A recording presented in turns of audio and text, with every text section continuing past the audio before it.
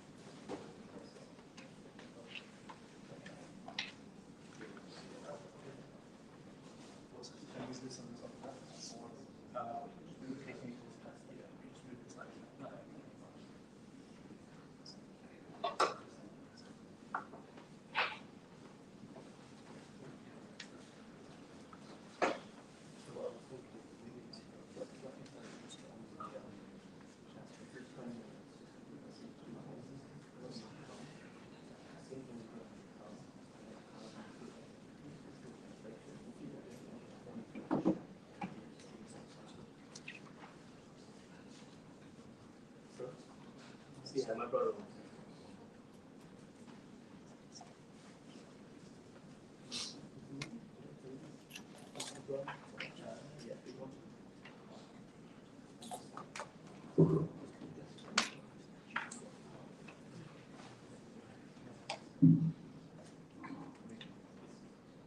السلام عليكم ورحمة الله وبركاته.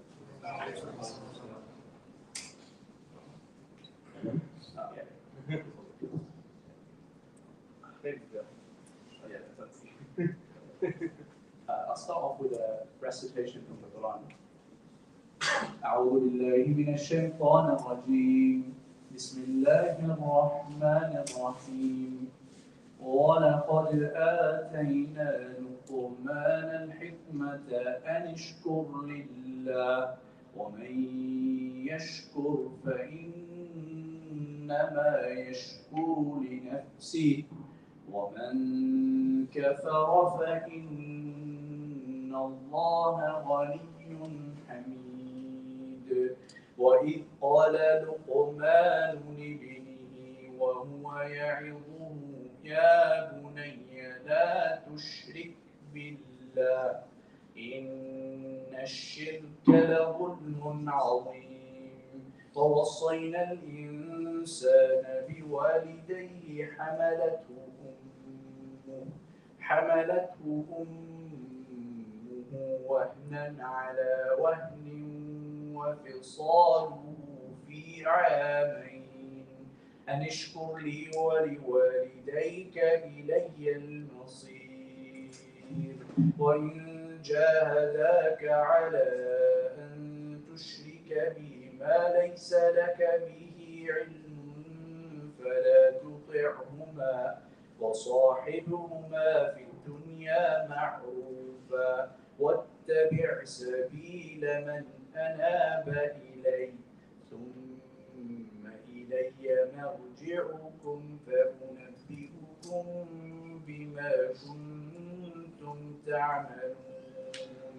يا بني أقم الصلاة يا بني إن تك مثقال حبة من خردل فتكن في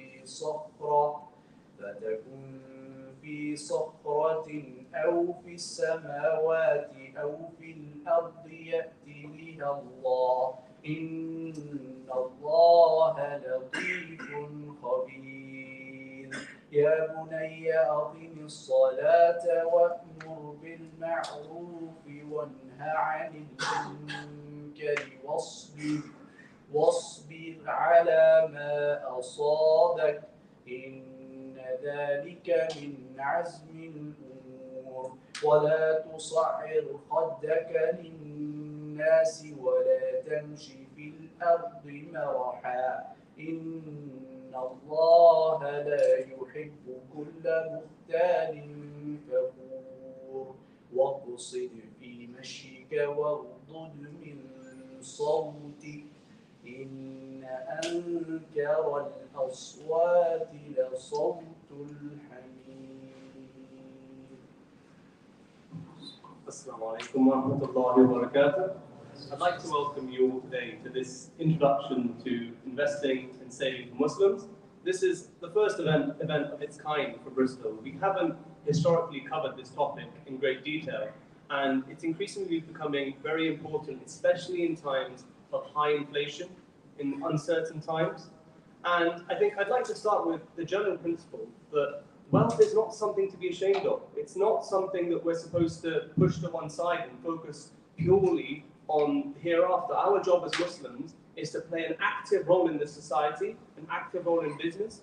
Rasulullah sallallahu alayhi wa sallam was a man. He was a man just like us.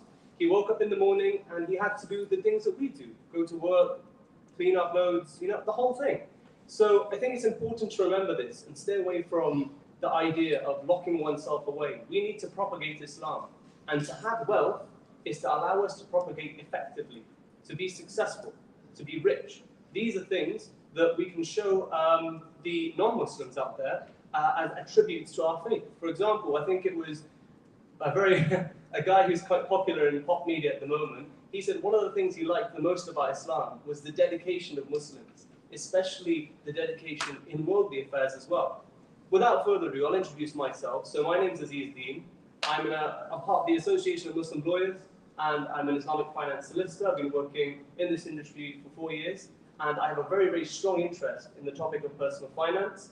I invest myself. I am passionate about understanding the methodology of investment, and I've read extremely good work by Brother Ibrahim Khan and IFG on zakat, something that we'll touch upon on another series. So the whole thing is that wealth preservation, wealth growth, it all needs to tie in with the principles of Islam. And we need to remember one thing, that wealth does not come from the dunya. It doesn't come from our efforts. It comes from Allah subhanahu wa ta'ala, and giving is just as important to obtaining wealth as anything else. But without further ado, I'll start on my right-hand side. Brother Walio, would you introduce yourself, please? Thank you. Assalamu alaikum everyone. I'm Walio Rahman, local boy here from Bristol. So my background is in banking and finance, and I've been investing for the last 10 years in property. So I'm going to talk to you about a little bit more about the strategies for investing in this current climate within the property market. So as I said before, my background was in banking and finance. I then worked in Bupa, head of financial services, and more recently as a director of product for fintech, and then actually retired from the corporate sector, investing in property. So inshallah, I'd like to give you guys today a bit of knowledge around some of the strategies that we can use in this current climate and how we can inshallah take that as some beneficial guidance as well. And it gives me great pleasure to introduce Ibrahim Khan. He's the author of Halal Investing for Beginners, and this is part of his book launch, this tour. There are copies outside afterwards, and I would urge you all to purchase a copy and to read it. Ibrahim, in your own words, how would you introduce yourself? Jazakallah khair, and Jazakallah khair for organising this. It's great to be here at Bristol. I came here many moons ago, and I used to know Walio before he became famous, and he organised a conference, so I came down for that. And alhamdulillah, it's brilliant to be visiting Bristol. Quick background to myself: I studied PPE, philosophy, politics, and economics at Oxford, and met my co-founder Mohsin Patel back when he had hair, and we both were quite keen to do something to do Islamic finance and entrepreneurship from the very start. Mohsin's a Gujarati, so he's naturally going to go into business. Put it on. Okay, fine. Fantastic. Well, excellent. Brilliant. So after university, I did a master's in Islamic finance, started my Alim course as well, and then we both ended up in corporate law, rather like Aziz over here. So I trained at a firm called Ashurst, and then moved to another firm called Debevoise, and focused on forming funds, these large private equity and venture capital funds. And Islamic Finance Guru was really just a side hustle, a labor of love on the side, which we started back in 2015, 2016 as a blog, as a hobby, and we continued that for a number of years. When in 2019, we thought to ourselves, before we get the golden handcuffs on us completely, let's give ourselves a deadline to leave, and actually maybe this could be the thing that we leave to. And alhamdulillah, within 9 months or so, the whole thing is snowballed. Yeah, we went full time, and we've been full time on it for 3-4 years. And in a nutshell, IFG, we've got 2 bits to IFG. Islamic Learners Guru is the education arm. We do a lot of video, audio, written stuff. You might have come across this if you Google it. Anything to do with halal investing, personal finance. And then Curate Capital is the SEO authorized fund manager, where we help lots of investors invest across a range of different asset classes. And we can talk about that later on in the presentation as well. Thank you very much, Ibrahim. That was very helpful. So I think we'll turn to our first topic, right, which is wealth generation. So how do most people generate their wealth? They generate it from 3 places usually. The first one is employment. That's the main one. So most people, they earn their money, they earn their wealth from their employment. The second one is business. And the third one is passive income. Now I'm going to open this question up to my fellow panelists and ask them, how do you think Muslims can use what Islam has to offer to grow their wealth from the source perspective? Ibrahim? Yeah, I think you've hit it on the nail on the head. I think there's, like, the way I think about it is there's the mathematical side of it, and then there's the spiritual side of it. The mathematical side of it is income minus expenditure equals savings. And the more you can increase your savings, the better. Mathematically, the only way you can do that is by increasing your income or decreasing your expenditure. How do you increase income? It could be side hustles, it could be increasing your salary by doing additional qualifications, or perhaps working together as a spouse to try and increase the household income, and then decreasing expenditure. There's various different ways. And then the spiritual side is that Allah subhanahu wa ta'ala, he talks about so many different places of the Quran. إن الله اشترى من المؤمنين أنفسهم وأموالهم بأن لهم الجنة. Allah subhanahu wa ta'ala has bought from the mu'mineen for their wealth and for themselves. In exchange for that, he is offering Jannah. And there's many other verses like that, about how مثل الذين ينفقون في سبيل الله كمثل حبة أنبتت 7 سنابل في كل سنبلة 100 حبة. These are verses around charity, about how in each corn, in each wheat corn. I was on a walk through a wheat cornfield earlier, and you can actually see the different seeds, and how in each seed or in each leaf, ear of corn, there's hundreds of these seeds. And Allah subhanahu wa ta'ala is basically saying that charity increases wealth.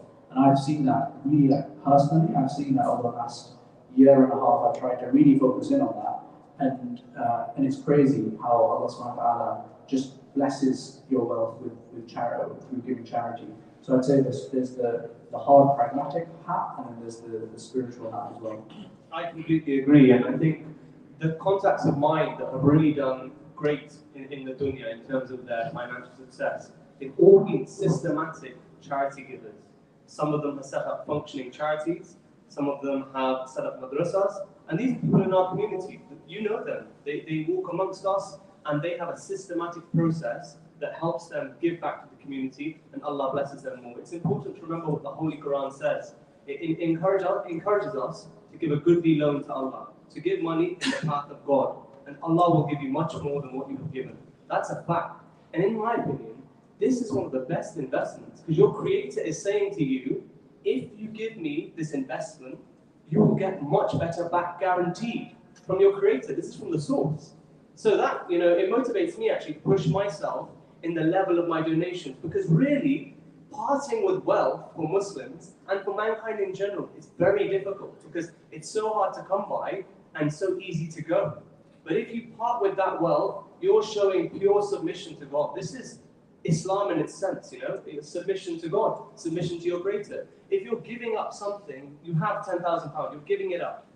Allah will acknowledge that and see that you've given that up and bless you with more, inshallah. And He says in the Quran that that's what He'll do. So, it's kind of, from my perspective, it looks like a guaranteed return on investment. And I think, as Muslims, my take on this topic of wealth, growth and generation, is that we have a lot of skills that we can use, a part of our religion, to grow our earnings. Now, one of the biggest is networks. SubhanAllah, I think the Muslim community and the Jewish community, they have two of the best business networks in terms of the reach and the breadth. For example, if I need a dentist, I have a dentist who I go to, he's my friend, he's sat right here. For example, in every single industry where I can, I would use my Muslim brother, even if they're more expensive, and we would be more forgiving to them of mistakes so that they can grow. People make mistakes, but be forgiving of your brother as he grows his business, and don't press them for discounts. Don't try and get mates rates, because really, we should be trying to grow our community, and the shortcuts aren't going to help us, unfortunately. Wally, what's your take on this interesting topic? So,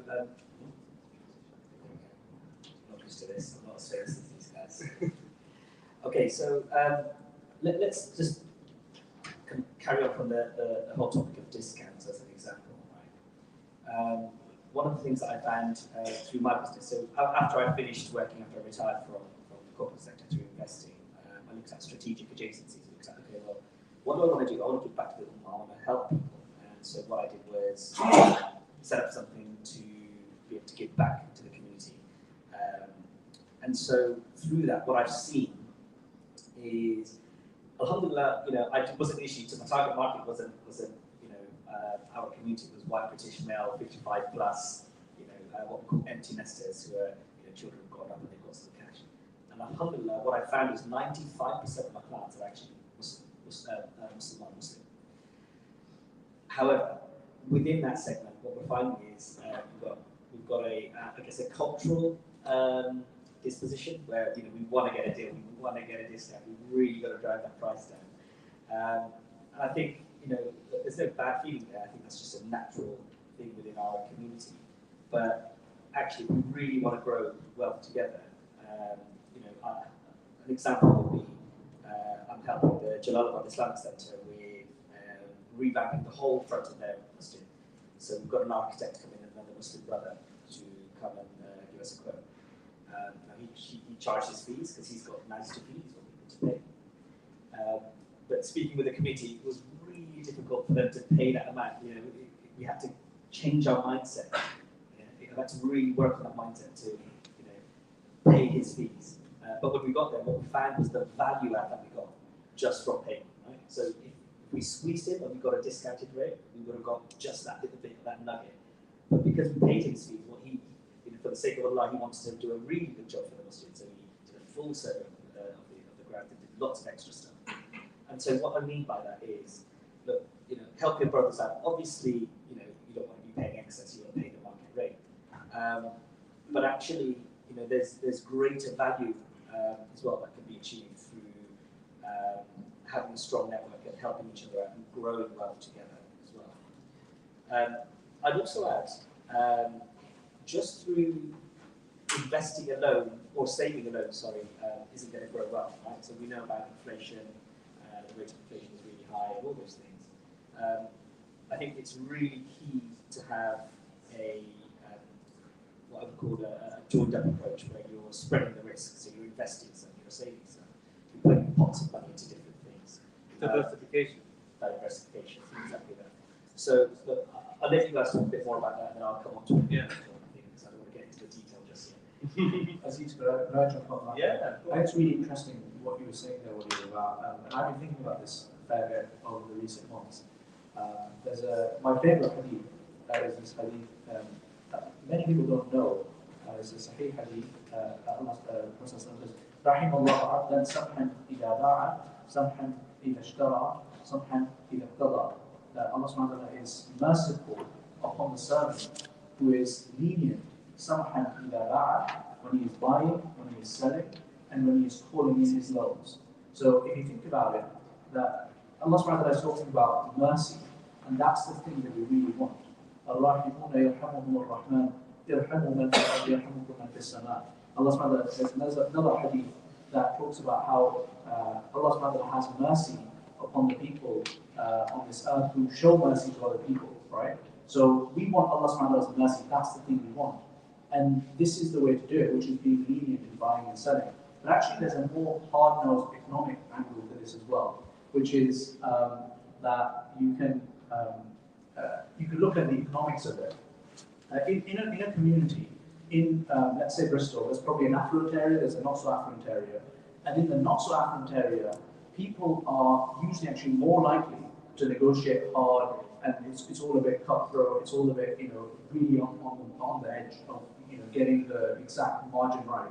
But in the more affluent areas, I know as business people in this area would like to work with people from that area. Why? Because we know that they're not going to negotiate too hard, we're going to get a decent margin, we're going to do a good job, it's going to be decent overall. And so then you project that forward over 5-10 years, what happens is that community that is easy to deal with actually transacts more per person than this community that's over here that isn't that easy to deal with. And the transactions are of a higher quality and they're just better. So even though you might get rinsed a few times in those transactions, overall you're going to win out as a community because you're set up to be easy people to get on with, which we sometimes as Muslims are not. No, that's very helpful, and I think it kind of leads us quite nicely on to the next point, which is wealth growth. Now, we're suffering. I'm just trying to get this mic to cooperate. Yeah, so wealth growth, I think, is very important, especially when you have the inflation rates that we're seeing right now. So the inflation rate right now is circa 9%. That means if you had 100,000 in the bank, that is now worth £92,000 approximately. That's a severe reduction. That's pretty big. And if you think of compounding, so if that happens next year and the year after that, because we just don't know, there's so many factors that are pushing inflation high. You've got the Ukraine crisis, you've got the fact that interest rates are getting hiked and they're not having any impact at all. We don't know what kind of devastating impact these hikes are going to have on the economy, especially given that we've literally had 15 to 20 years of very, very low interest rates generally across the board. So our savings, and Muslims generally, they tend to have their assets in two locations. Ibrahim, you could probably comment on this. I think it's probably mostly property, and secondly, it's cash. I don't think there's much exposure to funds, especially not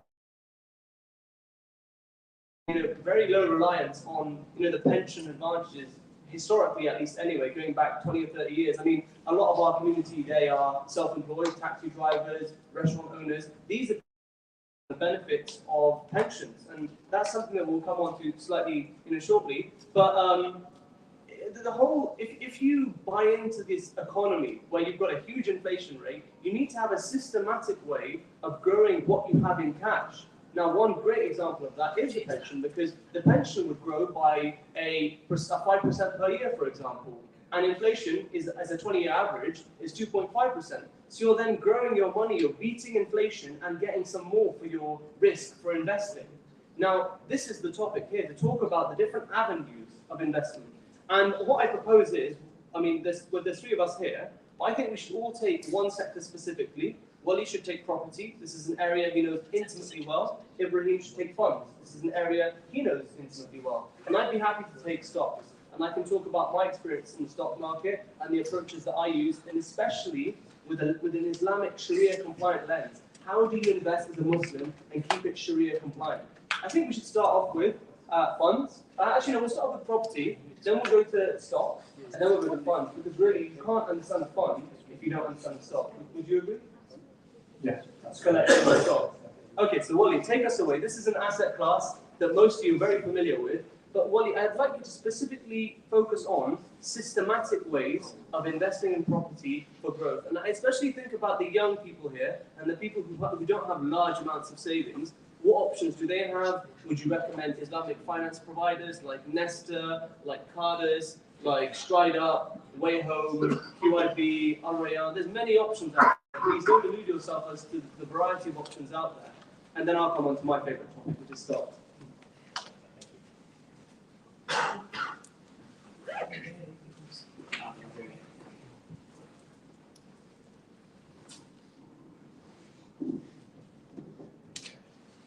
Is that okay, Chef? Still schooling me. So let's talk property. So I want to make this interactive. Is anyone? Can I just see a show of hands? Has anyone got an interest in property? When I said interest in property, I don't think you bought one, but you've got a natural interest in it. Oh, lots. Okay, inshallah, I'll try and impress you then today. Okay, so first and foremost, what I'd say is the traditional ways of buying property for investment purposes just isn't feasible currently. And actually that's kind of long gone. And by the traditional ways, I mean, you get yourself some lending, you buy a property, you repay that over the period of 20, whatever many years, it's going to be 10, 15 years, and you get a freehold property, and then you rent it. You've got what you call good debt and what you've got bad debt, right? So bad debt is a liability, right? So essentially, a mortgage or lending on your own home, okay, that can be considered as bad debt. And the reason by that, I mean, there's no profit that you gain on it, it's just a cost. It's in your liabilities column, if you use the accounting term, right? So it's just a cost, it's just going out, right? It's not an asset. Yeah? Now we may think a house is our asset, it's our home, it's not an asset, it's a cost. You've got to pay council tax, you've got to pay utilities, etc., etc. Okay? But then you've got good debt. Now what do I mean by good debt? Good debt is where you've got some lending and you can leverage your savings or some cash that you've got, and you can make some more money on top of that. So let's use an example of a shop, right? If I was to hire a shop, rent a shop, I've got to pay the rent on it, yeah? And then on top of that rent, what I'm doing, I'm going to try and make a business on it, and that margin I make is my profit. Yeah? So in the same way, if we use that as a lending example, we're leveraging our savings by taking on essentially debt, or good debt, and we're basically looking to maximize that. So we can leverage that for property, yeah? We can use that for our advantage. And that's, I would say, the more modern way of doing things in the UK market. Because things are just so expensive, and I guess times change, and we've got to change our strategy to adjust to that as well. I'd also say now, so now we know a little bit about debt. Now let's talk about, okay, well, how do we implement this? What are the strategies available? What are the systems available? As Brother Aziz has asked me to address. So, if you can just imagine a pyramid, right? So you've got yourself a triangle. And I'm going to teach you just some basics here. Right? So, you've got your buy-to-let properties where you basically you purchase it and you rent it out. Those, I would say, you've got low risk and low reward. So those are your foundation risks, yeah? And that's what you should really build a property portfolio if you do want to invest in property. But then you've got things like HMOs. Now HMOs are house in multiple occupancy, so those are where you basically rent the individual rooms, okay? And you get a bit more margin, a bit more profit margin. So for example, in Bristol, you get minimum £650 per month per room, and I've known north of that as well. But then there's slightly higher risk, right? So you hear the word risk a lot between all of the things that we're talking today. Yeah? Risk is a really important, and it's actually an Arabic word derived from, I found that out when I was in the banking world. So risk is something that we should really take note of. So HMOs would be just slightly higher risk because you're renting individual rooms, right? What if you don't fill all of the rooms? That then eats into your margin. And then on the tip of the pyramid, then you've got your things like service to accommodation. So that's your Airbnbs, where you basically convert your property into a hotel. Now it's higher risk because essentially what you're doing is you're relying on occupancy rate. Now if your property is only taken up for one night, that's all you're going to get. But you still got the debt to pay, and on top of that, you've got cleaners and you've got all sorts of other things to do as well. That are additional costs. However, the reward is high because if you can have a higher occupancy rate, then obviously you're going to make more money on it as well. So my advice would be, if you're not in the property game yet, but you've got an interest to do so, in the first instance, start with the foundation bricks. Go for the lower risk, lower reward. And if I just talk to you a little bit about kind of some figures, I don't want to start kind of getting really technical, but something for a buy-to-let, anything above 5% is actually considered good. That's just a market-wide. As a rental yield. As a rental yield. However, if you're purchasing what we call below the market value, you're purchasing it in the right way, you could get anything between 8 to 12%. Because I guess the yield is impacted by your input cost. If you buy the property for 100,000, the yield will be higher as opposed to if you bought it for 200,000. Exactly. And so if I bring it into today's relevant situation now, Bristol probably buy-to-let's not going to yield a lot because the house price is so expensive, and the rents is high, but it's not going to yield a high amount. But if you go to, say, South Wales, for example, Yeah. you could purchase them at a much lower rate and get a good yield there. So that's a kind of a real life example because of the higher rates of borrowing. I think buy-to-let generally in Bristol, I've seen that they're not structured effectively. A lot of them are structured not in companies, in the individual owner's name. Now you can't deduct Islamic, interest or Islamic profit costs from that amount if it's held in a personal name. So if I had a property, I had financing from Al Rayan Bank, I could not deduct the profit costs that I'm paying every month to Al Rayan as a lender from the rental income that I receive. Therefore, it gets taxed post receipt of that money. It used to be the other way around. It used to be that you can remove all of these costs, your financing cost, from your rental income, and then you're taxed on the whole amount. Now you're taxed on the amount that you receive gross. Now that makes a very important structuring question. If you are to buy a buy-to-let property, the advice would be, I don't know, maybe Wally, you might disagree with me, but it would be to structure it in a company and then have multiple family members as shareholders of that company so that you can use the tax system effectively. We're behind on this. I mean, your average Joe Bloggs out there, they've been using a tax-efficient system for years, but for Muslims and Pakistanis in general, ownership of property in your own name seems to be like a really big thing, We're really, really proud to own property in our own name, but it's not effective, it's not efficient. I absolutely agree with you. So this is one of the advice, I guess, when I sit and have a consultation with people, is set it up as a limited company.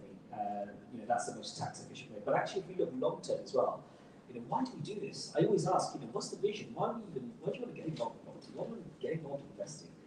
And a lot of reasons is passive income, but actually it's generational, right? You want to pass it as a nest egg on. And so there's also, I guess, capital gains, inheritance, tax-efficient ways to mitigate tax, basically, if you're doing it under a limited company. The government, our friends in the government want to professionalise landlords, and that's why it's kind of gone down this limited company route. But we've known about this for a long time, right? But we've just not reacted. Now, our white counterparts, our English British counterparts who are in the property game, who are professionals, they've been doing this for a long time. But for some reason, when I talk to my friends in the Muslim community, we've not reacted. We've not been proactive with it, and it's something that I've seen common throughout the last year or so. But inshallah, we know now why through using the right structure would help. And also, look, see me afterwards. We've got a website. I've got a website or something. If you have any questions, then by all means, happy to have a chat with you about it. Wally, do you know much about the Islamic finance options available to retail investors like I said before? Yeah, so I think you reeled off quite a few there. But Gatehouse, I think, is the best. So what I was going to say was, right now, most of my clients are going to Gatehouse. Al Rayan's kind of shut their door at the moment for whatever reason. Profitability. And Gatehouse, the last time I checked, their rates were about 7%. But if your house is very environmentally friendly and it's an EPC energy performance certificate A or a B, so it means if it's very efficient and it's got lots of insulation in there, then you can get probably you can get it slightly cheaper in terms of the rates. But it's about, I think it was 6.9 something percent the last time I checked. And that's actually pretty good considering that the rates are at 5% right now. Your average English interest rate is 5%. You're only paying a little bit more than that, and that's accounting for the bank's profit as well. So in a high interest rate environment, this Islamic finance becomes feasible. And actually, if I just I compared that with so everyone knows Nationwide Building Society. They own a buy-to-let business, the largest one called TMW, the Mortgage Works. I checked the Mortgage Works rates last night, and it was over 6%. So actually, we're not paying that much more for a halal Sharia compliance. Ibrahim, any thoughts on property? I think property is great. I think I'll talk a little bit about property and framing it in terms of how it fits into the portfolio. But I think it makes sense for it to be a mainstay of many portfolios. I think commenting on the fund side of things, a fund is really just a wrapper that collects up lots of individual units of whatever thing it is that you're investing in, whether that's stocks or shares, or it could even be property, real estate. It could be dental practices. It could be anything, right? But once you bring it all together, the value you get from a fund is diversification. So if one of the dental practices burns down, you've still got a whole bunch of dental practices. If one of your tenants leaves and you've got a basket of properties, then you've still got a rental income coming in. The same with stocks and shares. If one of the stocks suddenly goes up or down, doesn't really affect you too much because you've got a basket and that averages things out. The key word, I guess, there is diversification. Don't have all of your investments pooled into one specific area. I mean, for example, they say that the conventional investor would have 70% in the stock market via funds or via direct investments, and 30% in fixed income, which would be a savings account or bonds usually. Now, we have Islamic alternatives to this, and I'll go on to those in a second, but one thing I wanted to give to you is some kind of good news.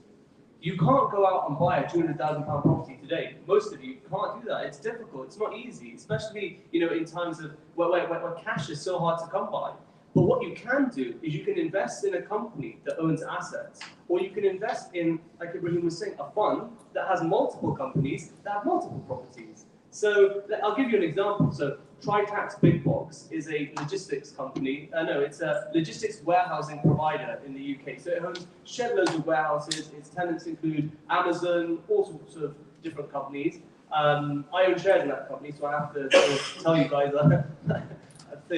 But I think it's important to, I can't go out and buy a warehouse, but I can buy a 200 quid or 300 quid or £4,000 share in a company that does, and I can get a slice of their profits. I think the rental yield on something like Tritax is it's higher than the interest rate, so we've probably got 6 or 7%, maybe even 8, and there's some that even got to 9, 10, and 11.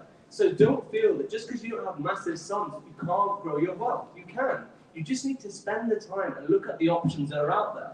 And I think that stocks are a great way of democratizing money making. It makes it very easy from, even my mum, for example, I set up an ISA for her the other day, and all she has to do is make monthly contributions into that ISA, and she will statistically grow her wealth, And I'm actually hoping Ibrahim can comment on this in the fund section, because at the moment, I think there's 2 ways that people tend to invest in the stock market.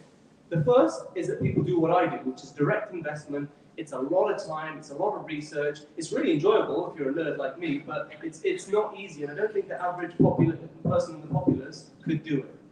What the alternative would be then is to buy funds, and you place your trust in either a passive manager or an active manager, and we'll cover those points.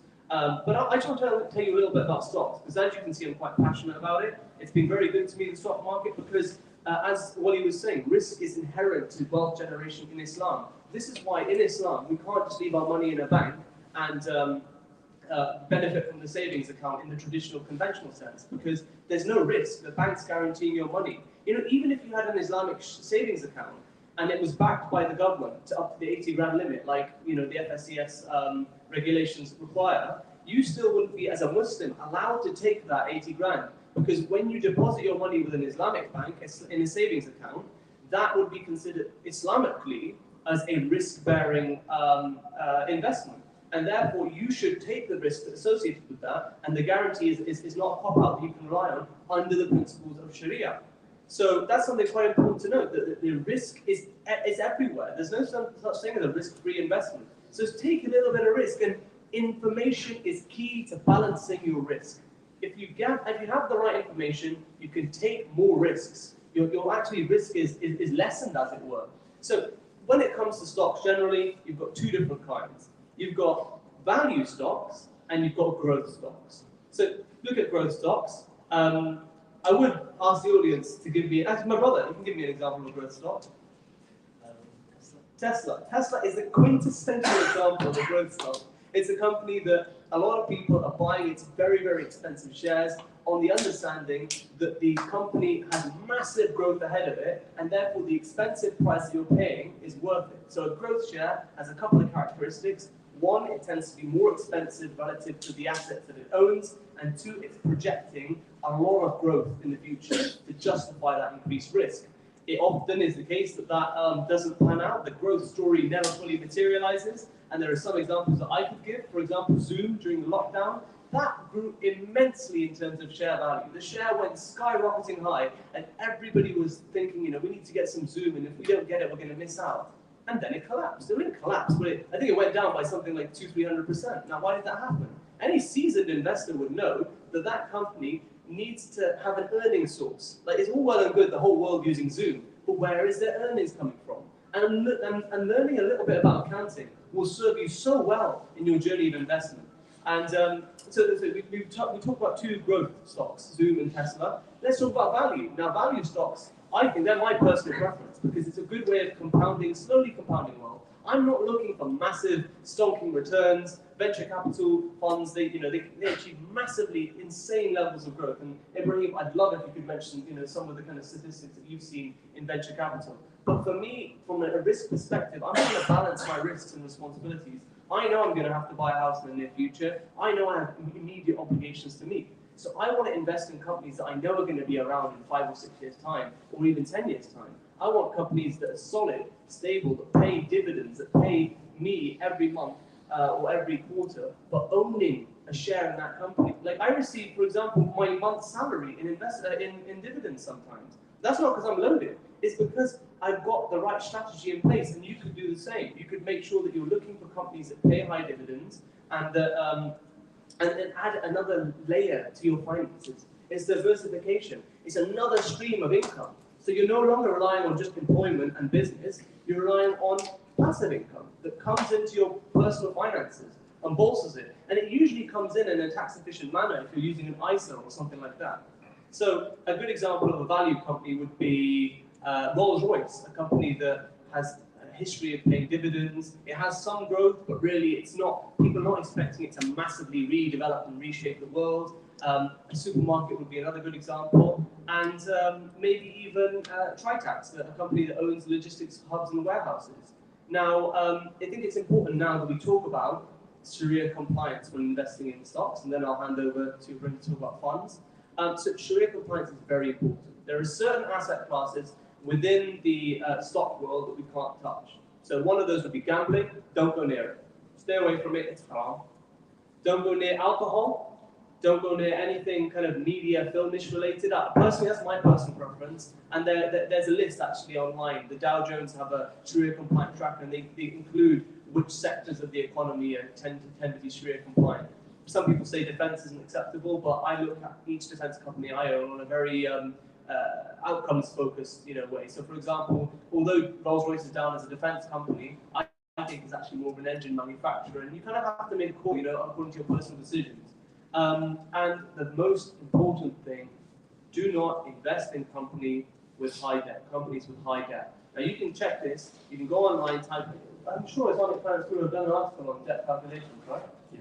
And do you have a calculator on your site or something like that? I have a link to a calculator, so if anyone wants a calculator, just let me know. And I can even tell you the formula that I use, which is the total assets of the company minus its liabilities, and if that's above, divided by its liabilities, and if that's above 33%, then I don't tend to invest in it as a general rule of thumb. Now, I can send you more information about all of this kind of stuff, but that's just general rule of thumb stuff that you can kind of find out about online. Sorry, brother, you had a question? So, you're talking about the stocks which are allowed to invest in. Sure, yeah. Like, you could say you could invest in a warehouse, but what if the warehouse is selling alcohol? So again, British Airways is serving alcohol, so do you buy shares of British Airways or IAG? So I would say you look at the percentage of turnover that Haram Act gives to the investment. For example, if it was Tesco and Tesco's turnover was less than 5% of alcohol sales, I'm not a scholar, so I can't comment on that. But 5%, I think, is a general rule which there is some leeway. Ibrahim, do you have any thoughts on that? Yeah, I think that's right. I think the specific question around rental income, the Sharia looks at what transaction is actually taking place, and there you're buying and selling the use right over an asset. Well, in other words, what I mean by that is if you are renting your house for someone who then brings alcohol in it, or is cohabiting with someone they're not married to, that's not your concern. You are getting paid your rent for that, and the same principle applies, from a 50 perspective in all these circumstances. Now, I think from a ihsan perspective, like trying to go above and beyond, if big chunk of your portfolio is, let's say, pubs that you're renting out to pub landlords, that would be potentially problematic from an ihsan perspective. Even then, technically, that isn't actually non-compliant because all you're doing is you're leasing a building. But at a certain point, it's about using your common sense as well. And I think, yeah, generally speaking, a lot of Islamic investing is common sense based. Well, do you have any interest in the stock market? Is this something you'd like to talk a little bit on? Let's figure this out. Right. Yeah, so I invested in the stock market at a young age. I used, you're going to shoot me for this, I used Hargreaves and Lansdown. There's a HSBC Islamic Finance Index. Actually, there's a brother from Bristol, Abu Dhabi. He's obviously passed away now, but he was one of the founding members of that. So what I found was, it's there, it's accessible. On the app, if you type in Islamic finance, it's there, right? So there's no real reason why we shouldn't be looking at that. Secondly, it's not excessively profitable, but it's made profit, right? Alhamdulillah, it's made money, and I'm not looking for immediate wealth, right? So these things aren't supposed to be a get-rich-quick scheme. It's about building long-term wealth, long-term income generation for yourself. And so, what I found is over the course of, I think when I was in the banking industry, they used to say, 3 to 5, you should look to invest for 3 to 5 years and beyond. You should be within a year trying to get your money back out, unless it's something like Forex.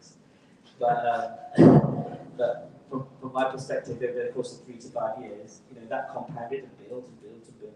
So, I think it's crucial. It goes back to the whole diversification point.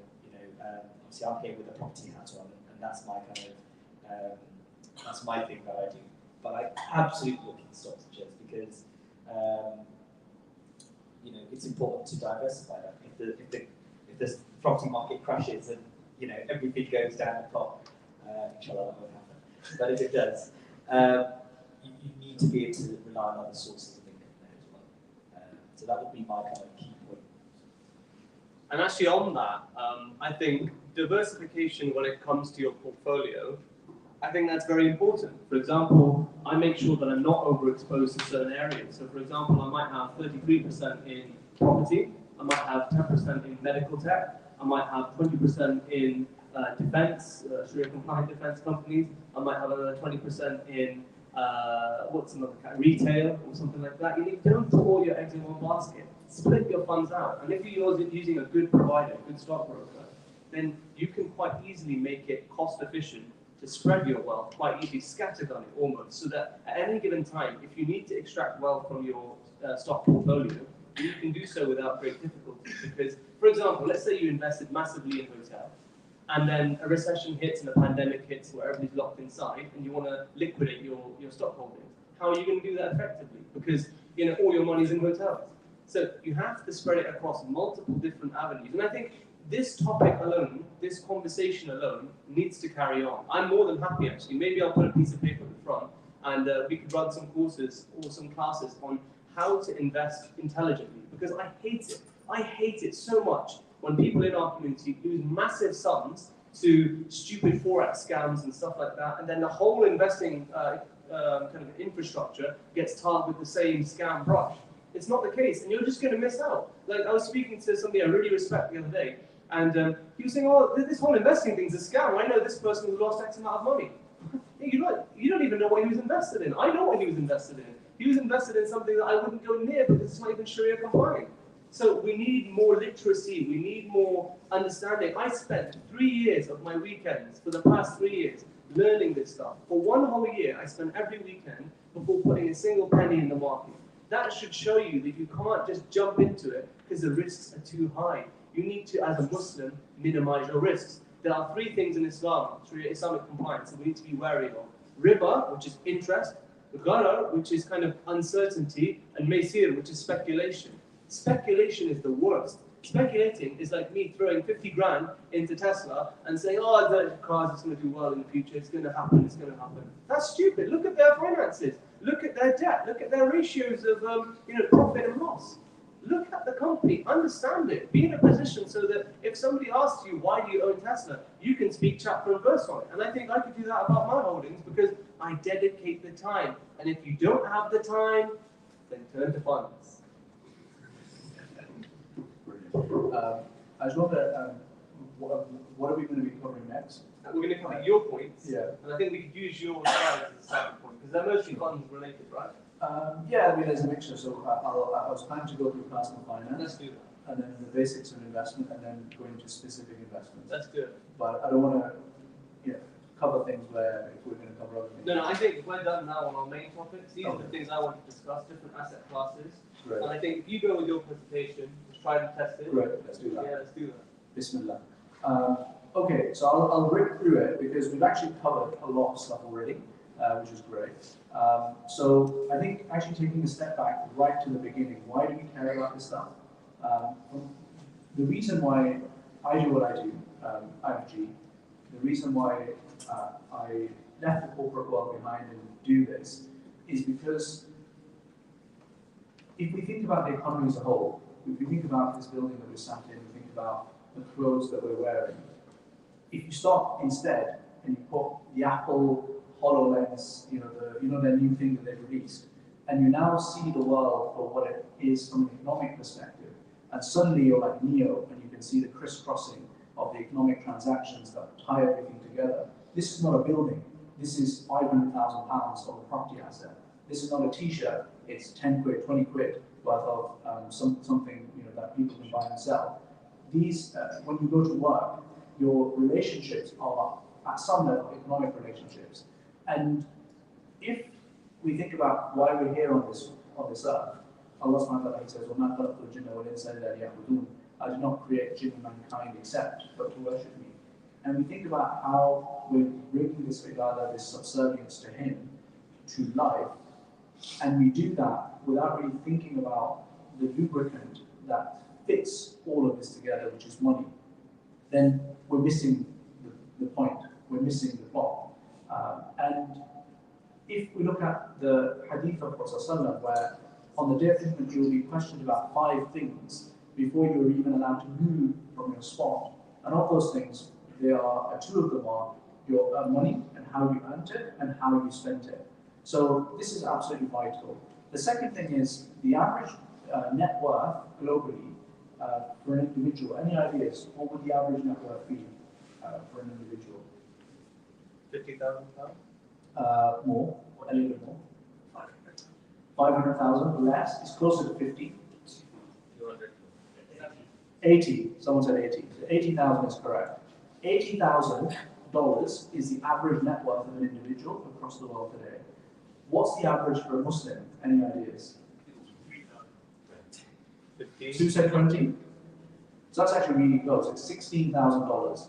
And this is Credit Suisse's annual net worth report that they do. And then we extrapolated the data to get the Muslim number. So you've got a 5x differential between the Muslim and the average. And that is something that we really need to bridge. And there's really 2 ways to do that. The first is by earning more, and the second is by investment and entrepreneurship. And this is, I guess, the conversation that we're having today. But this is really important, not just for ourselves and our own money. It's important because we are now looking after the Ummah as well. That money that is sat in our bank account, ultimately we're going to die, we're going to pass it on. But that is really going to always stay as part of the Ummah as well. And so we need to think about our stewardship of that. And then the final thing is we're obviously talking about stuff that will make you money. And that's obviously beneficial. So we've already covered this. We've got the book outside.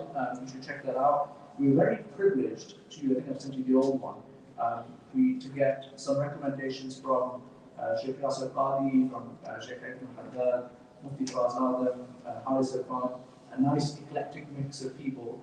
And we're very grateful for them for saying some kind words on that, so do check that out. And by the way, folks, everything else on the table is free, so feel free to take the other freebies along with you. I'll whiz through this. Personal finance. Any ideas? What is personal finance? It's not a trick question. The really slide. What is personal finance?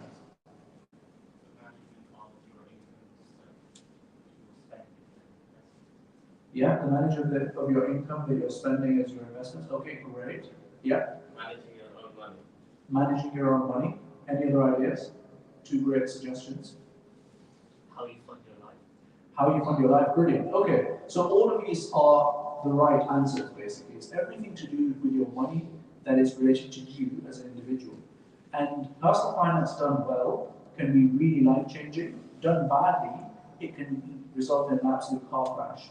And to give you a simple example of that, if someone has a child, I've got 2 kids that are currently causing mayhem, I think near some kind of bridge that there is here, some suspension bridge. I've told my wife to be careful that they don't fall over, but I assume that's not an issue.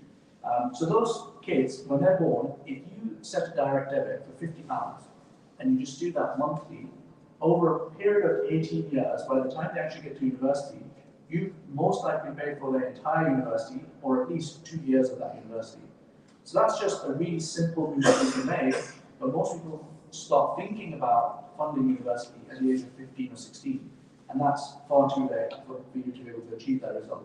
Another example, I was up in Bradford, like all good stories start, and this bright green Lamborghini whizzed past me. I was like, oh, that's quite odd. It's not an area where you would expect there to be a bright green Lamborghini. And then another one went past, another one. And then I realized this is a bar for a wedding.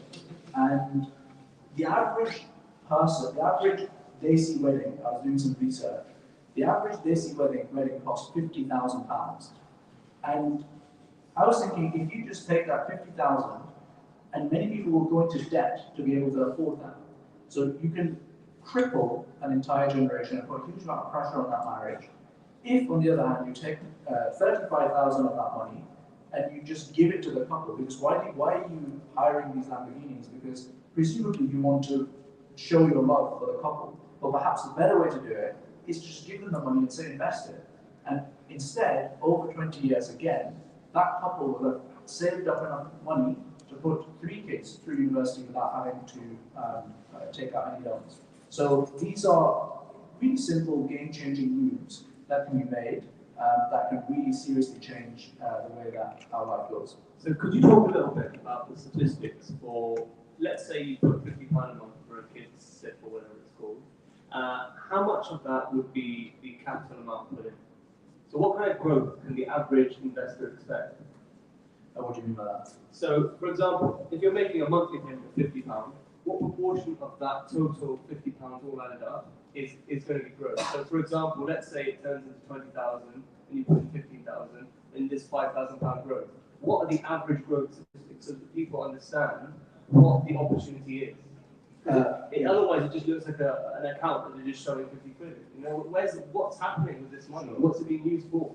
So the models that I run, I just run it really simply on, let's say, putting it into a very vanilla fund that goes up, let's say, on average by 7 to 8% per annum, and then you just project that forwards.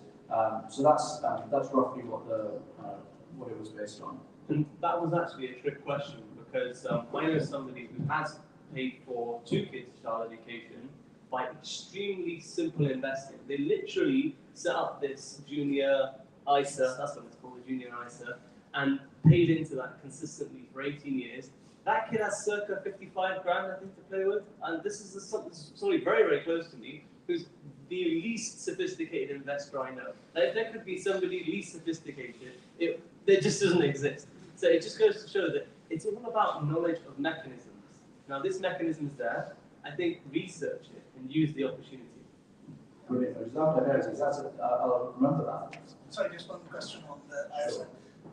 We always heard that ISA is not halal.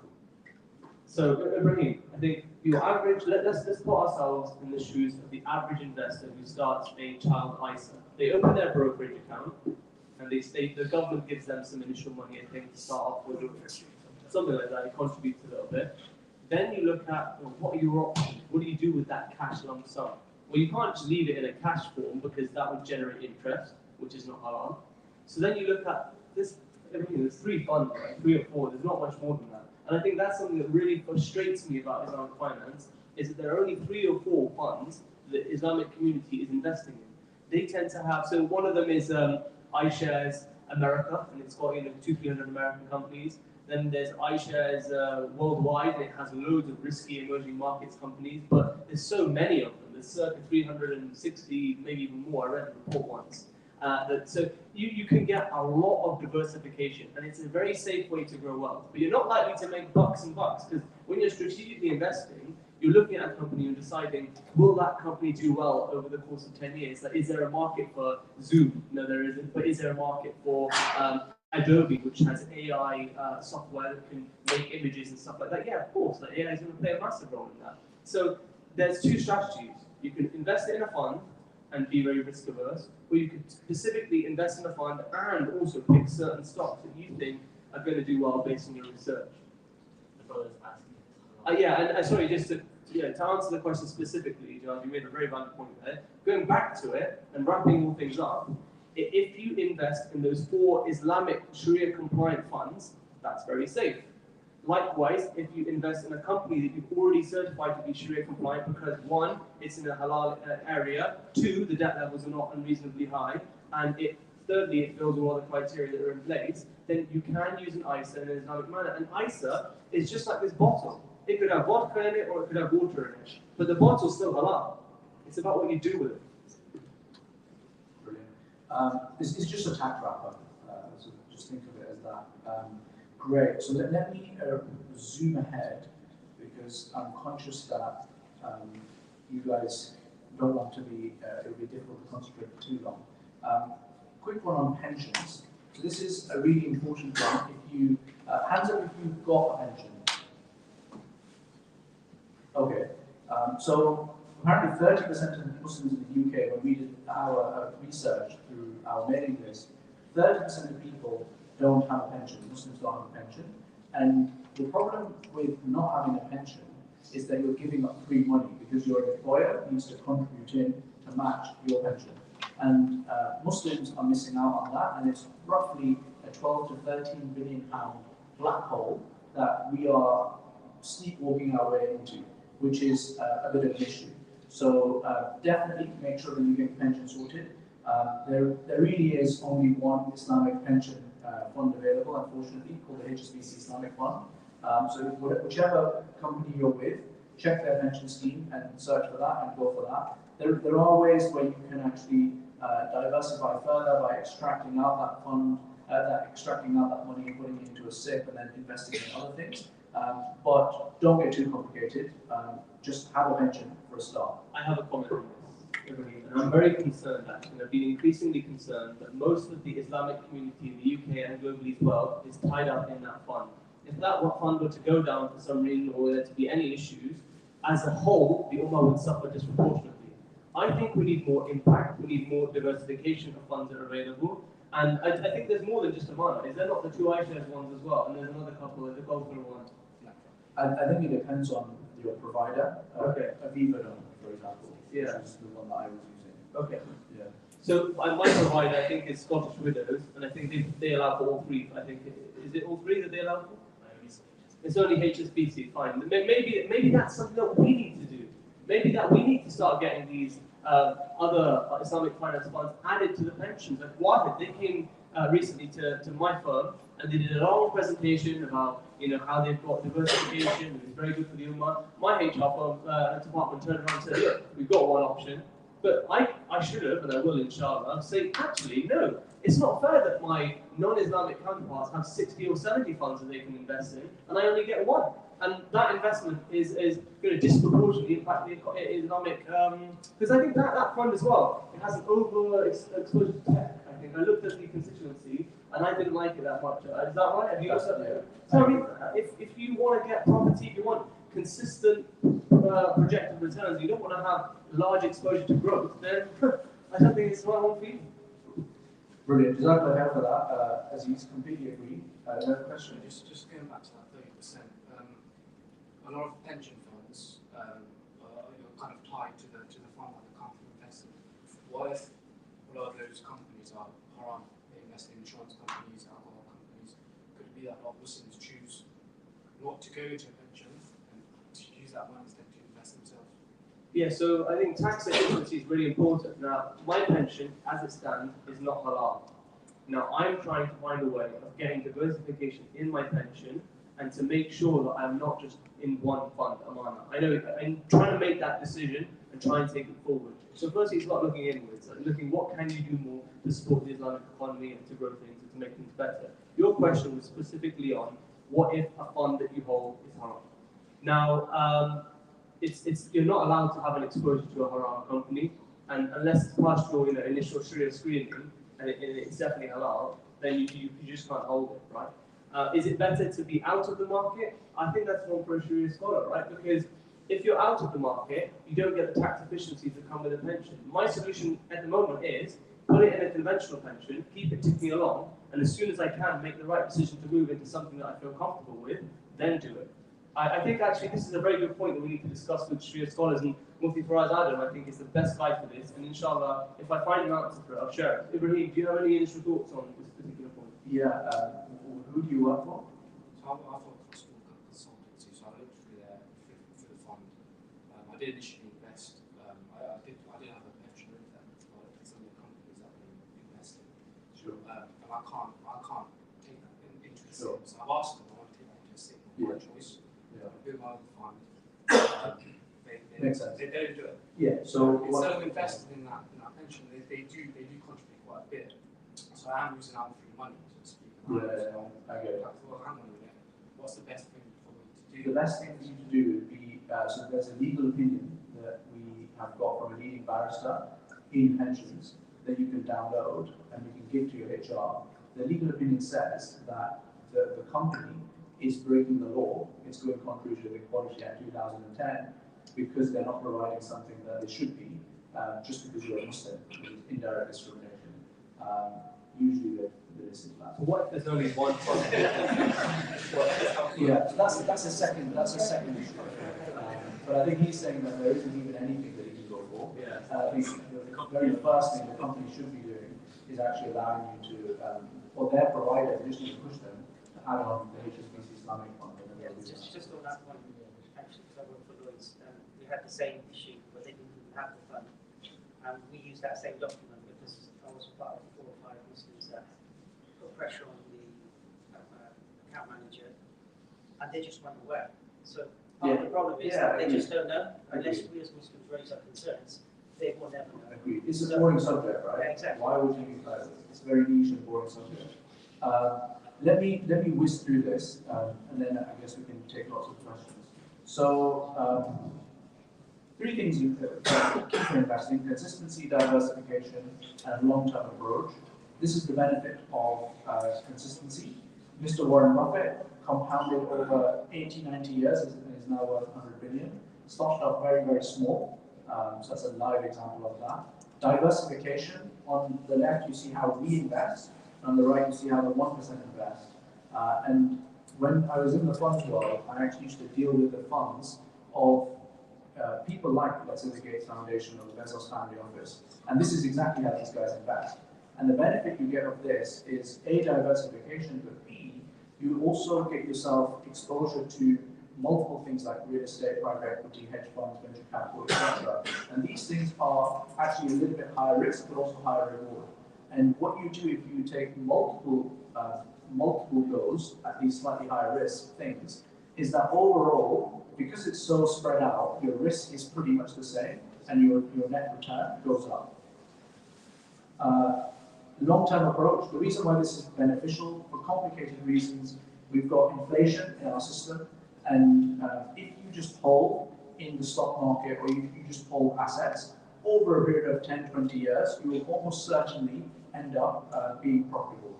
So just being long-term in your mindset can be really, really beneficial. Now, in terms of the key investment options you've got 3 big buckets. You've got stocks and shares, you've got fixed income and property, and then you've got alternative assets. And I think we've talked a lot in detail about those things, so I won't go into those specifically. But what I will say is, in order for you and I to decide what I should be investing in, you need to ask yourself first and foremost, why am I investing? And you need to also ask yourself, what's my time horizon? What's my risk appetite? All of these are the things that then determine what you then invest in. So, for example, if someone says to me that they want a middle of the road portfolio because they're investing over, let's say, 5-10 year period, they don't necessarily have any requirement to grow out the money, and they're investing for their retirement in hopefully in 20 years' time. This could be an example of a portfolio that could potentially make sense, where you put half of it in fixed income property, which is pretty stable, relatively low risk return. Then you put maybe a third of it into something like stocks and shares. That gives you a medium risk return, and it's pretty liquid as well. And then you've got alternatives, and I'll talk a little bit about alternatives in a second. And alternatives are things that are high risk, high reward, and you don't necessarily want to put loads of your money into it, but it's really important to put a portion of your money into it, because you can make very significant returns in this asset class. Now, I just want to quickly go through the Curate app itself. So IFG is the education arm, Curate Capital is the investment arm. And this could be an interesting way of actually talking through how to think about portfolio construction. So we've got a mobile app, we've got a web app now as well. Of the things that we can help with, so we don't really help with stocks and shares, but we can help with pretty much everything else. So we've got alternatives, we've got fixed income, and we've got real estate as well. This is a slightly older presentation, so I can talk to it. I think that's what the market need is anyway, because stocks and shares are usually a personal decision anyway. You wouldn't, unless you're buying funds. Correct. Funds. So yeah, I think that's good. And in our focus on Curate Capital is on the private market side of things. So when I say private markets, what do I mean? What I mean is that on the public market side, these are things that are large companies that are listed on some kind of stock exchange. But actually, the private markets is worth I think it's 300 trillion or something crazy like that, versus the publicly listed stock market, which is worth about 100 trillion. And the reason is because real estate is a private market. So real estate is by far the largest asset class. And so when we talk about investments, actually it makes sense to have a mindset of thinking about public, but also private. And within the private sector, private markets, you've got three big buckets. You've got real estate, i.e. property, so the stuff that Walia is talking about, but on a fund level. So for example, we've got a fund, our flagship fund that we work with, Rasmala, which is an asset manager that manages over $1 billion worth of UK real estate.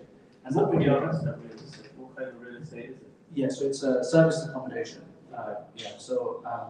The real estate fund, all it's doing is it's holding a whole basket of different, let's say, flats, different properties that they're renting out. And instead of me having the ability to, because I would never have the ability to buy 20, 30, 40 million pounds worth of property, but I can invest individually in it. And it's similar to the point that Aziz was making earlier around publicly listed REITs, real estate investment trusts. This is a private version of that, and it's actually growing to the point where it becomes big enough to list on the stock exchange. And the benefit you get of coming in early is that as it grows in terms of capital, you actually can make a slightly better return as a result of that. Could you explain that, just so that the people know exactly why? Because they may not be used to the concept of a growth in purchase price or sale price or whatever it is, and also the underlying yield. So usually what happens when you get to 300-400 million plus, which is a mature real estate portfolio that then get listed on the stock exchange, by that time the buyers for that are very different, and they will be quite happy to take a 3 to 4% yield on it. Whereas when you're growing the portfolio from the bottom up, you can actually get a slightly higher yield. And when you exit, this is getting a bit too technical, but when you exit into a REIT, all of the capital gain that you have made gets wiped out due to tax reasons as well. So there's a bunch of other reasons why this would be interesting. But I want to just whiz through quickly on what are the different things that we do. The key thing that we do in-house is venture capital. So we invest in early stage technology companies. So we've invested in 80 to 90 plus companies.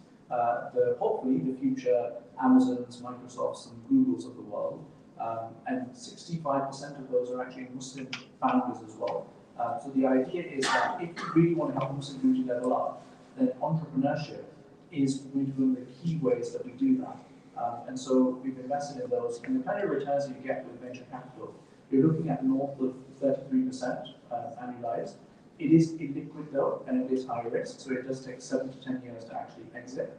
But you do get significant tax benefits from it. So if you invest £10,000, you can actually get back up to £5,000 in tax rebates, i.e. the tax you paid that year, you actually get that back. So the 10,000 ends up costing you something like 5,000. Which fund is this? The EIS one? The EIS fund, yes. No, it's not a VCT, but it's an EIS fund. And so that's the benefit of alternative investments. And this, again, should be the majority of your portfolio, but it's an important subset that you should think about. And then the final thing that we've been working on is we're actually launching an ISA on our platform. We're approved already, we just need to do the operational work to put it live. And we offer fixed income investments as well. By fixed income, I really just mean rental income into various different projects or Sharia compliant debt products which are backed by property that give you yields of somewhere between 6 up to 11%. We've got something live at the moment that's 11%. And once the ISA is live, hopefully in the next few months, then all of that becomes tax-free. So that can be quite an interesting way to earn a property-backed return that is, in an ISA wrapper as well. You say fixed. Is it actually fixed, or is it liable to go up as well as go down? Some of them are liable to go up or down, but some of them are just fixed because it will be using some kind of Murabaha structure. Okay, fine. That makes sense. And I guess the agent would get the remaining surplus if there was some. That's right. So again, do your research, ladies and gentlemen, as to exactly what the different options are, what exactly that entails. So, as an investor, you should be aware, even if you're using, IFG, Career Capital, you should still be aware where your money is going. And as a Muslim investor, you need to do your due diligence. You need to check everything out and make sure you're 100% aware of what you're buying into, so that you understand the long-term risks. Like EIS funds probably wouldn't be useful for someone who's nearing retirement, for example, because you have an instant need for cash at some point. Just keep these kind of things in mind. I think we need more IFAs, independent financial advisors in our community. And if anyone does need one, maybe I'll touch base with Ibrahim and see if there are any in the Islamic financing world that we can connect you with. Brilliant. That's it from my side. I guess we take questions. Yeah, we have 10 minutes for questions. So what we'll do is, when you say the question, I have to repeat the question back to you so that the people in the back can hear, and also the podcast in case they can't. So, does anyone have any questions? You spoke about money to ISIS, etc. You didn't speak much about riba as a whole. Also, any loan that brings a benefit, what some scholars would say is forbidden. You spoke about 6.9% return. Would that not be interest? So the question is profit increases in a savings account or in an ISA or in any kind of structure, is that increase that you receive riba?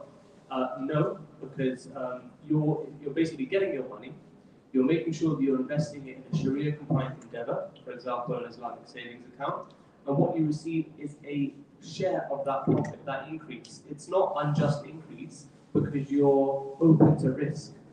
Interest would be if it was A contracts with B, and B will promise to return the sum of 5% interest every month. That's interest, because you're contractually agreeing to give them something for that. That is unjust enrichment, as it were. That's actually the definition of riba. It's unjust enrichment. Can I have another one? Yeah, you can, of course. But one second. I got it. Yeah, so another thing that we all probably battle with is things like car financing, nice cars, etc. How do I buy this car? How do I buy that car?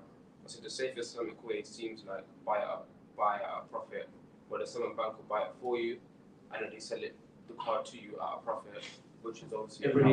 He did an article on this, and I saw it 3 years ago. I think you'd be best to summarize the ruling on that. But obviously, sorry, the question was about car financing, and generally the options available to purchase cars. Is that Islamic interest rate compliant? But And there's more to it. So, okay, keep going. one issue is also some companies will say it's 0% interest, Yeah. meaning the interest. However, within the contract they'll add late payment fees. Now, So the question is, a lot of people agree that late payment fees also isn't allowed, just because even if it is the norm in the UK, it's still not allowed.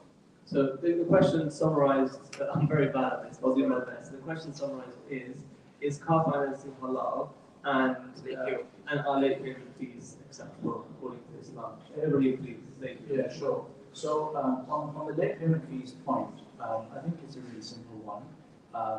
Late payment fees, you're correct in principle. If it was between two Muslims, then charging for late payment would be problematic because that would be falling into riba, where your classic riba, that riba of the Quran that talks about people who are late in their payment, you add on riba on top of that. Now, the challenge with late payment fees in today's day and age is pretty much every contract that you and I have signed up to has got late payment fees baked into it. So that could be phone contracts, energy contracts, home financing, everything. It has late payment fees baked into it.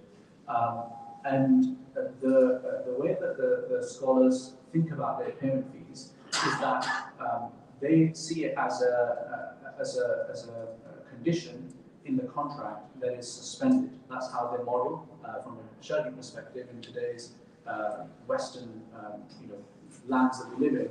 They see that as something that is suspended, and as long as you are confident as a Muslim that you are not going to be falling into late payment fees, then they see that as something that will be permissible for you to enter into. Otherwise, you get into a situation where you're not going to be able to enter into any transaction whatsoever. So to say that late payment fees alone is the reason why you can't take out car finance that has late payment fees is very problematic, because then it means that you can't enter into any transaction pretty much across the UK today. Now, coming to the point around car finance specifically, the Sharia doesn't look at what the name is on the contract. The Sharia looks at the essence of the contract. And if something says that it is interest, but actually the ownership of the car in hire purchase agreements and PCP contracts, which are the two very popular ones, the ownership of the car actually stays with the financier, the bank, or whoever, the close brothers, whoever it might be. Actually, the way to model that out is that you are paying them a rental payment because you don't even own the car. So if you own the car, then you're paying a financing payment to them. That's not permissible. But actually, in this situation, if you read the contract, most of them, not all of them, will say that actually close brothers own the car. So the punchline is that my view, and the view of a number of scholars that we've consulted with on this, is that most HP agreements, most PCP contracts, which is the vast majority of car financing, is actually permissible. But you should, of course, read through and carefully look at the details of it. So, thank you very much for that, really good summary. I see the hands up. We're going to turn to the ladies. They just sent me by text a few questions. The first is, what is the name of the Islamic ISAs that exist? So I think we need to refresh what an ISA is. An ISA is just the wrapper. It is just imagine it almost like a cup, like a water bottle. It holds your investments in a tax efficient manner. It's about what you put in. So you create an ISA, which is just an account. Treat it like a bank account. So you go to Hargreaves Lansdown, for example, and you say, I want to open a stocks and shares ISA. And then what you put in it, that's what makes the Sharia compliant element. So you would look for the HSBC Amana Fund or the iShares Islamic Funds. Just type in Islamic at the top in your search box, and you should find that, inshallah. In terms of the property portfolio / index point, you can find all of that information on Curate, so that's CUR8 Capital, and it will have details as to the different assets that are available. We have two questions here at the back, starting with the brother with the polo shirt.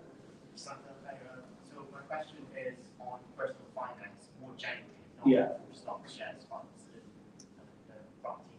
What should our priorities be in terms of our financial standard, financial retail. So we talked about investing, but where it is things like emergency savings, how much people have got. Can you touch on that? And also, most people probably working in terms of what they do to get their income. How much should they be invested in personal growth, not personal financial growth, to develop their career? How does that fit into that allocation of funds? So the brother simply asked, in terms of your investment options, what part should you have aside as a rainy day fund? Now, I think that's a very important question because not all of us here have pots and pots of money with huge, piles of cash that we're looking to strategically invest. But we have bills, we have everyday expenses that we need to cater for. There's no hard and fast rule as to what works for you because it's dependent on your circumstances. But I think you look at what you could afford to pay in regularly to a pension scheme or something like that, or an ISA, and stick to it. Try and be consistent. That way, you're only investing what you have as a surplus. Brother here, could we? Yeah. So in terms of the funds that you basically touched on today, have you got these people get invested directly via IFG, or is this something you're still working on? So what's the process? If somebody wanted to invest in that right now, how would I go about it? Yeah, it's really simple. You can summarize the question as well. Yeah, the brother's asking how will you go about investing? Can you access it via IFG or not? The answer is yes. So Curate Capital is the wealth management arm of IFG. And all you do is you go to Curate Capital and you can set up your account there. We've got a mobile app now as well, so you can get rich or possibly not get rich. Once you've got your account set up, you literally can choose whatever you want to invest in, and you go through the standard onboarding process. So we manage approaching now $15 million, and we've got well over 1,000 investors. And is this, just to follow on, is this for retail? Is this good for retail? Yeah, it's a great question. It's a great question. So unfortunately, due to regulatory reasons, we are a little bit restricted on the minimum amounts. So the minimum ticket for our investments at the moment is £5,000. I wish it could be lower, and inshallah it will be at some point. And you will need to be a sophisticated or high net worth investor. That sounds scary, but most people will have invested in some kind of crowdfunding platform historically, or they might be shareholders in companies, or they might work in finance at some level, or they might earn a decent amount of money. So all of those things can actually end up allowing you to qualify for this. The question here, please. One question for you and one question for Brother Ibrahim.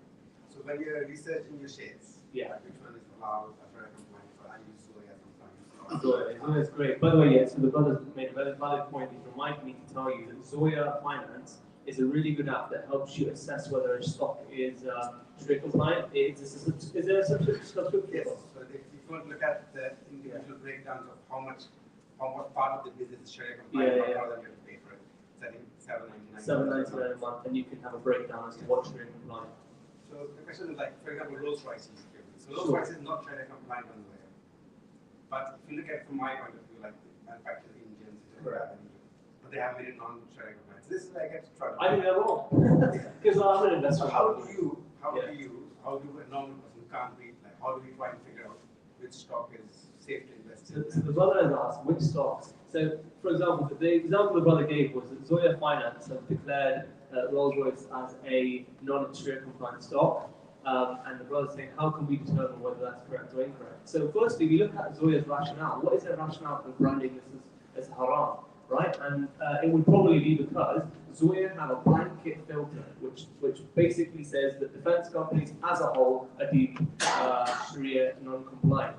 Now, I make this point quite a lot with companies that have great growth potential and also have a proven track record of earnings. They're not always, it's not always so clear. So with Rolls-Royce, for example, I'd say like 80% of their turnover comes from their long-range airplanes and their servicing, and the other products that they offer, like the small nuclear reactors and things like that. You need to look at where's the funds coming from before you kind of decide whether it's halal or haram based on some broad market criteria.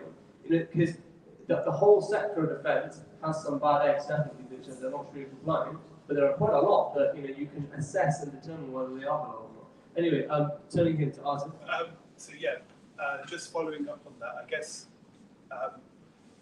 there's an element there that each individual should satisfy themselves, because some people might say, you know what, I don't care if they've got a little bit of defense, I don't want it because they're killing Muslims, or those missiles are killing Muslims. Azim makes a point. And I guess that's the thing, is that sort of signposting people to resources or scholars where they can, if they are going to invest, because there's this thing, deen versus dunya, right? Yeah. Because why are we doing this? Ultimately, on that slide, death was the last thing, right? It was. Yeah. So why are we actually doing this? So safeguarding our wealth and safeguarding our akhirah from that perspective, and so maybe some signposting of resources around that. Azim makes a very valid point that deciding whether something's halal or not halal comes down to your personal opinion at the end of the day. It might be that for some people, the fact that Rolls-Royce makes jet engines that are then used, to fly over countries, and that they use in military jets. They have many different applications for their engines. One of those might be the military. So therefore, you might not want to be associated with anything related to that, and therefore you may deem it non-compliant as according to your own filtering criteria. It's a very personal decision. And the brother reminded us that at the end of the day, investment's all well and good, but we're going to end up in our graves. So we need to think, what risks are we comfortable taking? There was a question at the back. The brother with the glasses. Yeah, please. Brother, my question is that, for this talk. My question is a lot of youngsters here. And I wanted to know really what sort of career paths they should take to master Islamic finance, basically. And what sort of degrees or what sort of expertise you recommend them that they should acquire to, so most of us can become Islamic venture capitalists. The brother asked a very key question, which is how can future generations, the kids now in the audience, how can they become Islamic finance professionals? Now, I would, Ibrahim and Wali, feel free to chime in on this, but my advice is become a professional.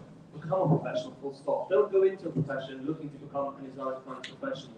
Go into law, for example, that's your field, and become the greatest lawyer, do the most amazing, diversified work, and then seek to help your ummah. Help yourself, and then help your ummah. Wali?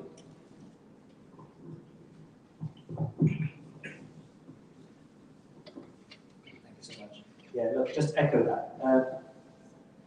I think it's really important to seek knowledge. I'm going to tie this in with another question that I've got from someone watching the live stream. So what they've said is, how do I get started? Like, how do I start to build my knowledge on Islamic finance? I'm going to kind of build on what Aziza just said. The first thing really is, go and do your research. Well, before that, it's the mindset.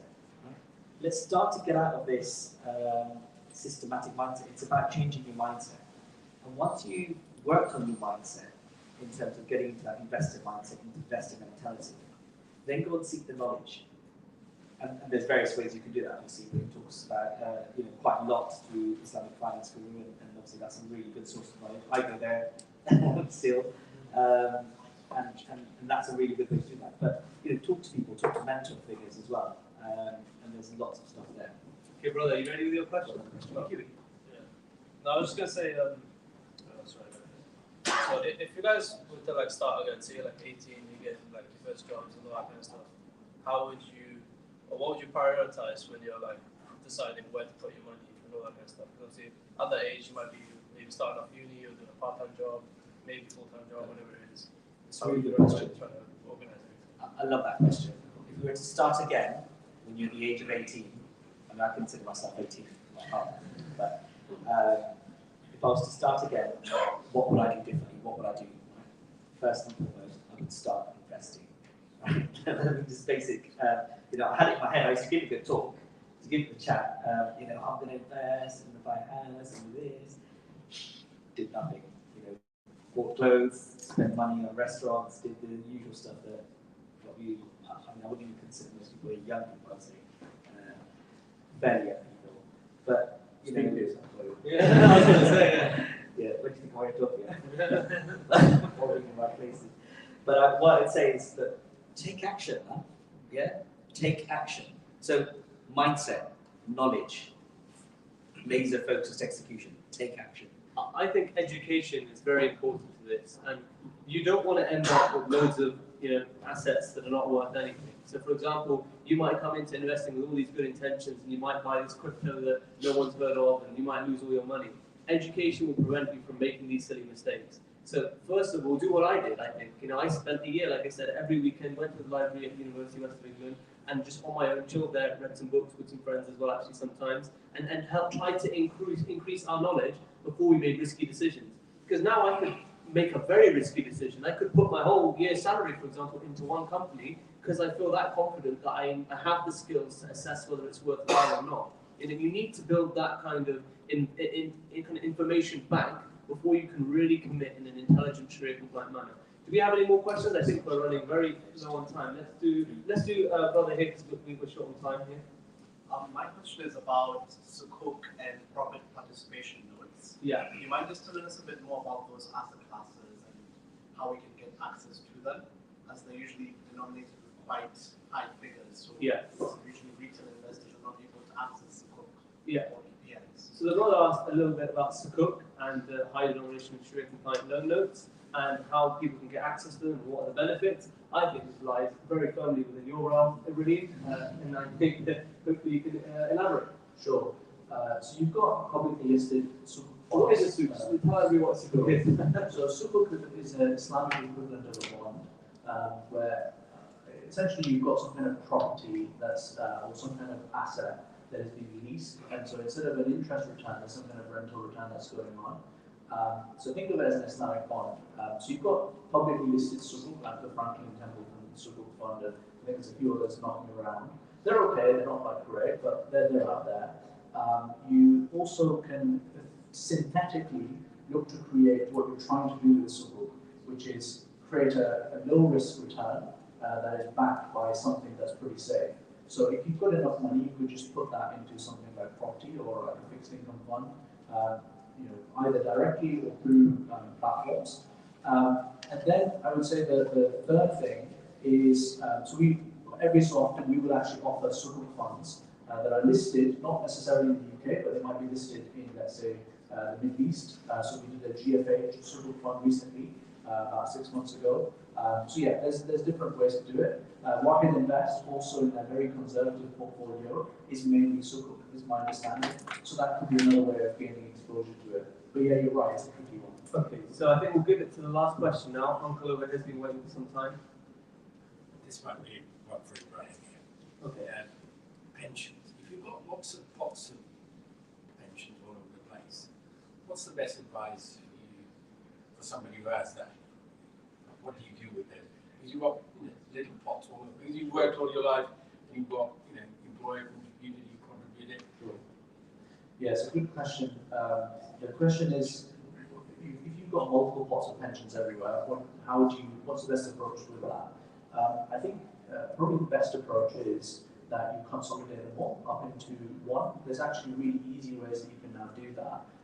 So most pension providers, like let's say PensionBee or Simply Ethical is an Islamic one, will say to you, look, tell us your name and your national insurance number and some key details, and they will then actually, a lot of the time, consolidate on everything that you have, some that you might not even realize that you had, into one place. And this is because of legislation and regulatory and legal changes that have been put in place to make that easily possible. And once you've got it into one place, then you can just manage it as you go managing it. Last question, I think. So I have a question on home purchasing and way home. I watched a video on way home. Obviously, one of the drawbacks of way home is they have a 30% initial deposit. That deposit that you can provide, and after that, you can only gain access to the property up to 40%, and then you need to give 60% lump sum. What's your view on that? Do you think that's achievable in today's market? And do you think that is a viable Islamic alternative for young people? Yeah, the question is around Way Home, which is a property shared ownership type provider. And the question is, Wayhome, it sets a limit of 40%, up to 40% that you can buy, but then after that, they don't allow you to go any further. And this is due to tax reasons at the moment, and they are working to try and get that removed. Now, I would actually say to that for most people, the average mortgage in the UK actually only lasts 7 years. And for people who are looking to buy with Wayhome, I think typically they will be the younger people looking to get themselves onto the property ladder for the first time. So I used to think exactly what you were saying. I used to think that why would I use Wayhome when I'm capped out at 40%? But actually, over recent months, I've changed my mind on it, which is actually it's a great option because very rarely will anyone actually get to 40% with their first home anyway. And so, as long as they're offering a decent compelling rate, which I think they will be at the moment because they will be lower than the interest rate, could be a viable option. Okay. Sorry, just to build on that, you don't see it as a problem when 60%, but in today's market it's quite a lot. Especially about Bristol, for example, when house prices are like £400,000. You can refi when more options come on the market. Is what I Yeah, that's what I was like. I think on refi, about how, if you own 40%, is there a possibility of putting Islamic finance on that 40% to fund the 60% as well? I don't know about that, but you can just switch it to an Islamic finance. Yeah, that's right. So the question was using Islamic finance in conjunction with Wayhome, noting that there are very few, there are not many big players in the game. Can you capitalise on Wayhome's provision? Yes, you can. And when the time comes, you could refi that with an Islamic bank, like Gatehouse or something like that. I think we'll close questions now. Ibrahim has come a very, very long way, and he's brought very many books for us. So I really urge you to buy this book, and inshallah, I'm thinking about going through this book with you all and with some other textbooks as well. So you can sign up for that here. Just put your number down, and I'll send you a WhatsApp invite for a group, and we can then have these kind of classes. I'll try and coordinate with local mosques as well, so we hold it somewhat easy to access. Yeah, Ibrahim's book outside. How much are they, Ibrahim? 20 quid for a book, inshallah, and you get it signed too. Any questions? Of course, you have my information. Let me know. And happy to take this discussion further so we can benefit the Ummah and benefit Bristol as well, inshallah. Assalamu alaikum wa rahmatullahi wa barakatuh.